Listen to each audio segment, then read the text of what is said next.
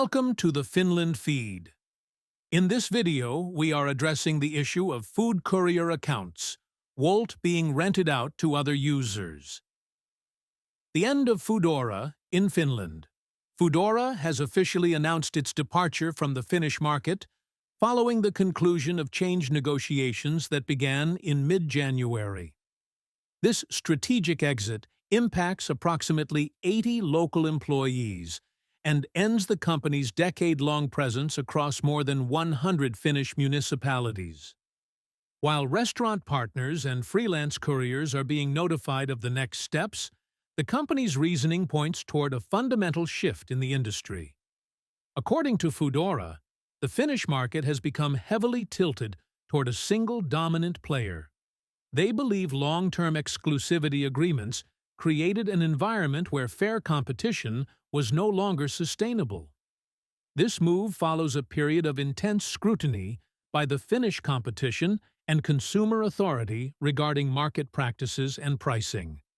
Ultimately, Foodora is choosing to reallocate its resources into European markets, where it sees a clearer path to becoming a market leader.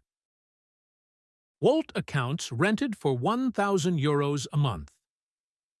The Finnish platform economy has encountered a severe ethical and legal crisis, which has become particularly visible in the discourse surrounding the food delivery service Wolt. The situation has escalated to the point where a certain restaurant owner from Tampere has made the firm decision to stop using delivery services entirely. He describes his feelings as those of dismay, confusion, and disappointment upon hearing about the abuses related to the renting of delivery drivers' work accounts. According to him, the working life defined by platform economy business models is moving in a direction where the rules of fair play seem to have vanished. Although the original idea behind delivery services was good, the restaurateur believes there is a fundamental structural flaw that no longer serves the interests of society or the workers. The current situation has led to a reality where many Wolt couriers must pay significant sums to use a work account owned by someone else. Investigations have revealed that monthly rents for these accounts vary from €450 to as much as €1,000. This has created a shadow market where accounts are brokered and traded in social media groups.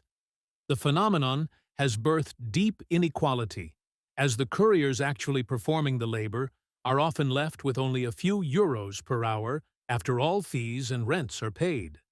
Many couriers describe their situation directly as a form of slavery, where work is performed around the clock without true freedom or fair compensation. The human cost. Testimonials from the field. Behind the statistics of the platform economy are individuals who have shared their lived experiences of this system. Many of these couriers have moved to Finland from countries such as Pakistan, India, Bangladesh, and Nepal, often following their own or their spouse's studies. For them, the delivery bag is not just a job, it is a lifeline that has become increasingly constricted. One courier describes the psychological toll of the system, stating that it feels like doing slave labor for the company 24 hours a day, 365 days a year. He laments that there is no time left for family, as the pressure to generate enough revenue to cover the account rent is constant. Another worker highlights the extreme precariousness of their position, noting that even a week or two ago, they might wait for 3 hours in a small town without receiving a single order.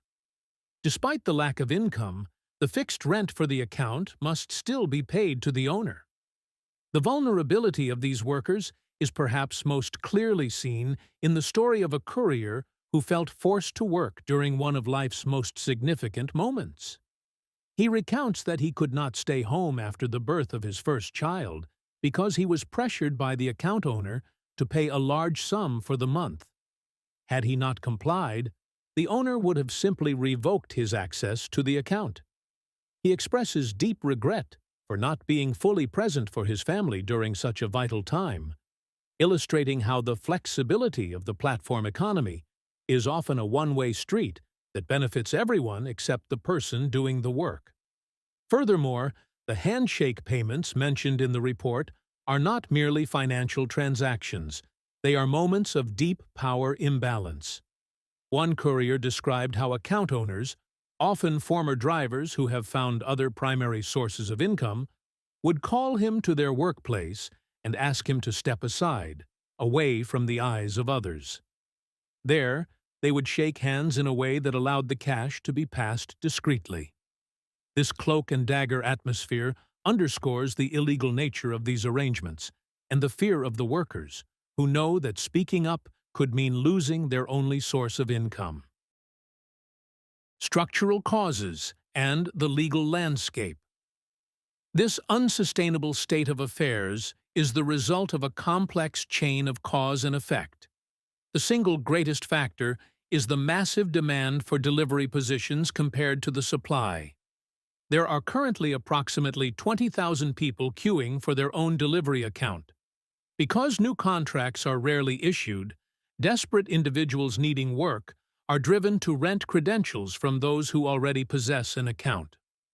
Wolt's stance has been that couriers are independent entrepreneurs with a contractual right to hire a substitute. But in practice, this has enabled the unauthorized subletting of accounts and the growth of the gray economy. The legal framework has shifted significantly following a recent ruling by the Supreme Administrative Court of Finland, Korkein hallinto-oikeus, KHO.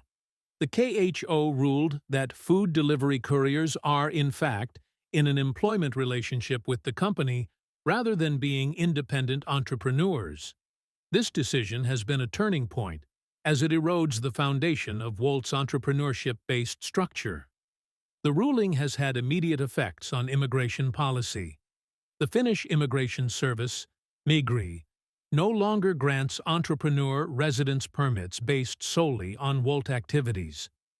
This shift has created a terrifying catch-22 for workers like the highly educated Nigerian data engineer mentioned in the reports. Despite having an advanced degree in AI and machine learning, he has been unable to find a job or even an internship in his field. He had hoped to earn his living as a Wolt entrepreneur until a professional position opened up, but the KHO decision now means his residence permit application is at risk. He fears that if Wolt is forced to treat couriers as employees, only a fraction of current workers will get contracts, leaving the rest, including himself, facing deportation. Reflections from the industry. Industry professionals in the restaurant sector have expressed deep concern over the situation. A certain restaurant owner from Tampere calls for clear rules and hopes that all parties can sit at the same table to fix the system's flaws. He emphasizes that the current model does not look good from the perspective of Finnish society. Similarly, a restaurant manager from Helsinki expresses sympathy for the couriers and notes that some customers have already begun to consciously avoid using delivery services for ethical reasons. Another restaurant manager considers the situation unfair, particularly toward those who are queuing for the right to work honestly and full-time under their own names. According to her, it is wrong that the official owner of a permit can sit at home while someone else performs the work on their behalf for a fraction of the income. She notes that the couriers she sees are often the same people, making the discovery of this hidden rental market all the more shocking to those who prepare the food. Fair play for everyone. The system built around delivery work has reached a crisis point on multiple levels. The freedom promised by the platform economy has, for many, turned into exploitation regulated by necessity, where intermediaries reap the profits at the expense of vulnerable workers. The KHO's decision forces authorities and companies to re-evaluate their operations, but it simultaneously places many workers in a difficult position regarding residence permits. The couriers themselves suggest that the solution would be for Wolt to distribute rented and unused accounts directly to the individuals actually performing the work. This could be a step toward a more transparent and just system, where the compensation paid for labor reaches the worker in full. As one courier poignantly asked, "Why is it that only immigrants seem to do this work?" The answer, according to them, lies in the fact that the conditions are so poor that only those with no other options would accept them. Solving this requires more than just legal rulings. It requires a restoration of fair play to the Finnish labor market.